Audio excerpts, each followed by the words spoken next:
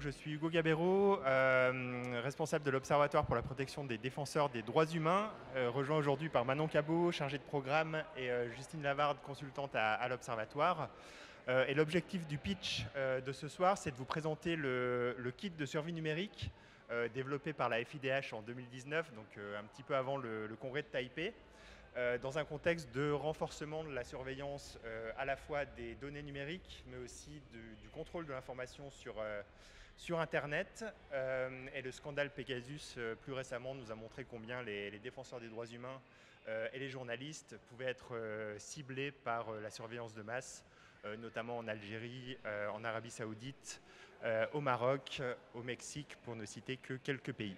Voilà, je ne vais pas être plus long, je vais donner la parole à Manon qui va vous présenter plus en détail le contenu du kit, et puis Justine vous donnera une application concrète de ce bel outil. Merci.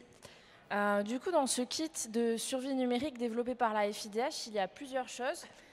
Premièrement, il y a un guide qui a été imprimé en plusieurs langues.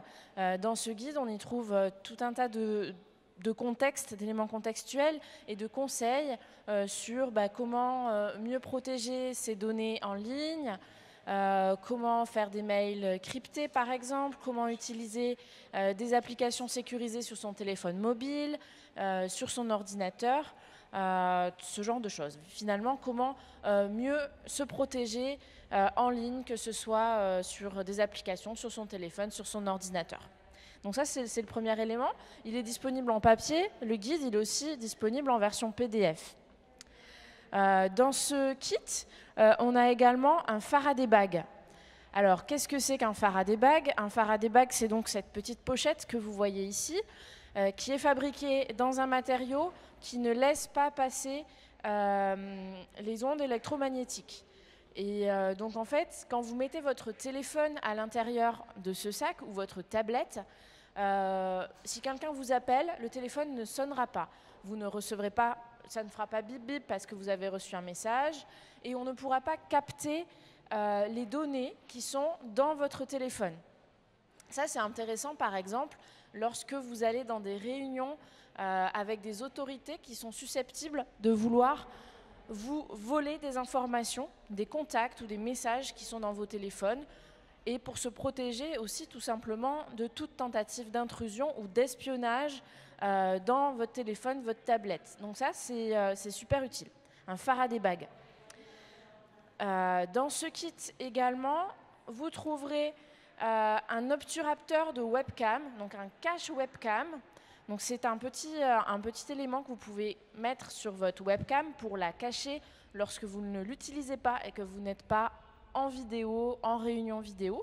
C'est important parce qu'il y a des personnes mal intentionnées qui peuvent en fait voir à travers votre webcam, même si vous ne l'avez pas allumée vous-même.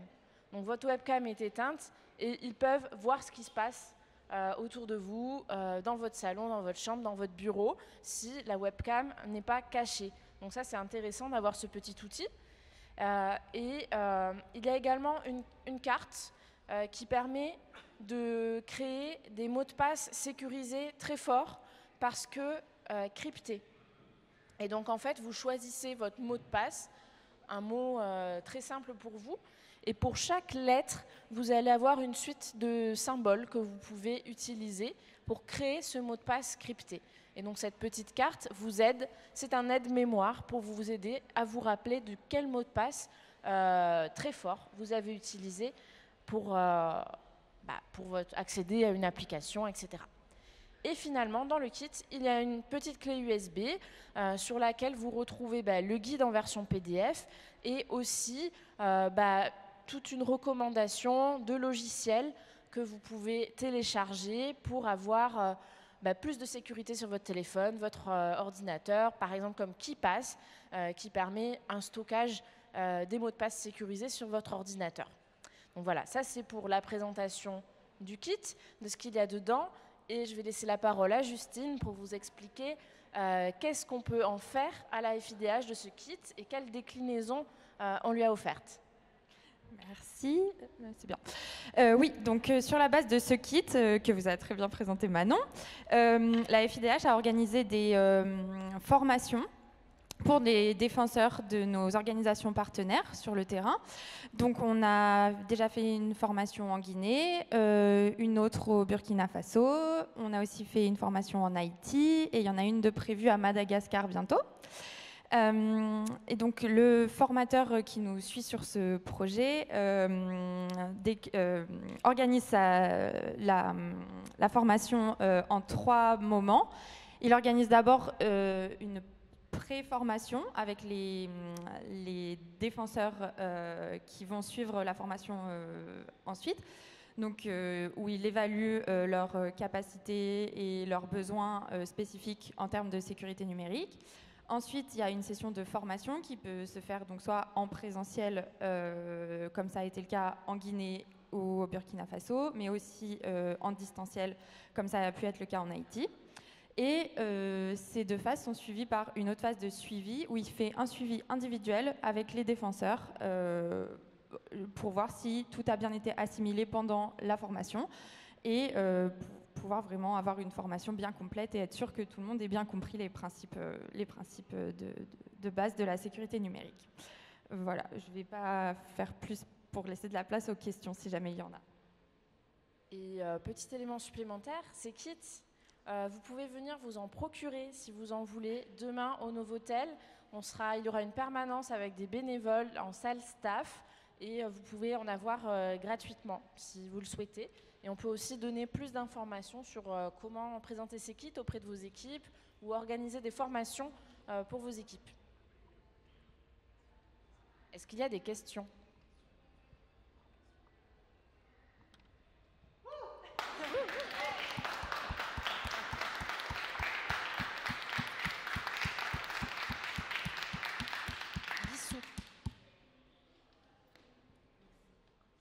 Ma question, c'est est-ce que vous avez eu la possibilité de distribuer ces kits dans des pays où on nous écoute beaucoup? Enfin, à part la formation, est-ce que réellement ce kit a pu circuler ailleurs? Par exemple, je donne un exemple, hein, en Iran par exemple, en ce moment, ça aurait été utile de l'avoir.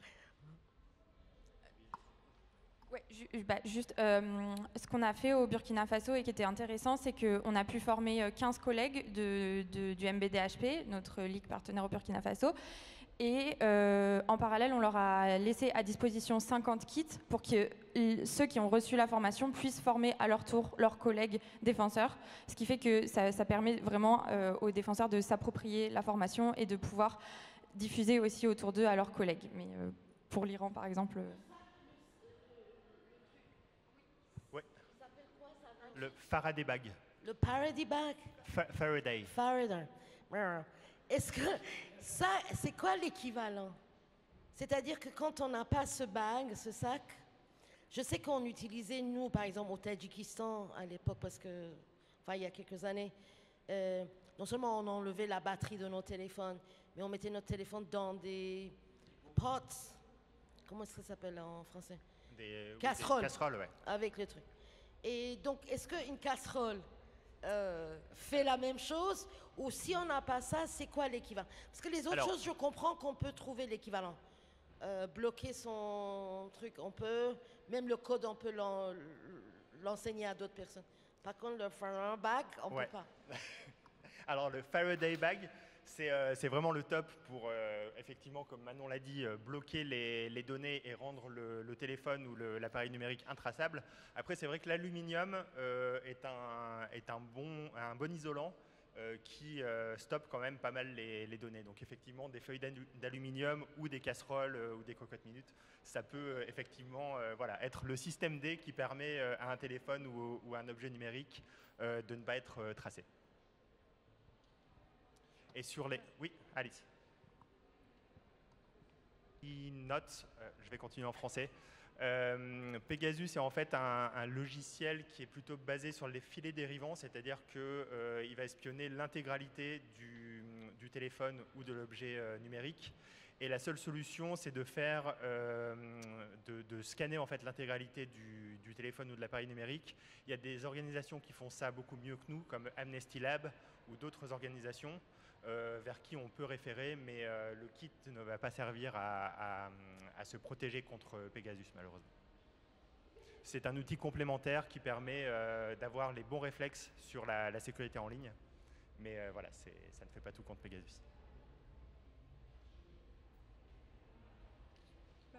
Et peut-être pour terminer, Guissou, sur la diffusion, je crois que ce kit il a été offert au congrès Taipei il y a 3 ans à tous les délégués. Et on en a un certain nombre à disposition qu'on va continuer à envoyer sur le terrain au gré de formation ou de demandes d'organisations membres.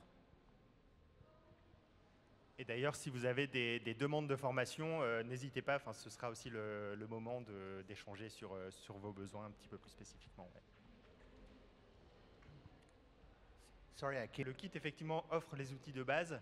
Et ensuite, le formateur va organiser, comme Justine l'a rappelé, des pré-formations et ensuite des entretiens de suivi sur la manière de protéger ces mots de passe. Et le two-step verification fait partie des conseils qui sont donnés ensuite par le formateur. Donc c'est plus une recommandation pratique qui va être donnée dans le cadre de la formation holistique avec une phase préparatoire, la formation en tant que telle et ensuite l'entretien de suivi. Et donc ces formations par ricochet qui permettent ensuite aux défenseurs formés de former à leur tour des défenseurs sur la base d'autres kits qui sont distribués ensuite dans des pays. Ça a été le cas en Guinée aussi, en Irak dans le cadre d'une subvention en cascade de l'Observatoire. Voilà, c'est quelque chose qu'on peut aussi délivrer selon les demandes.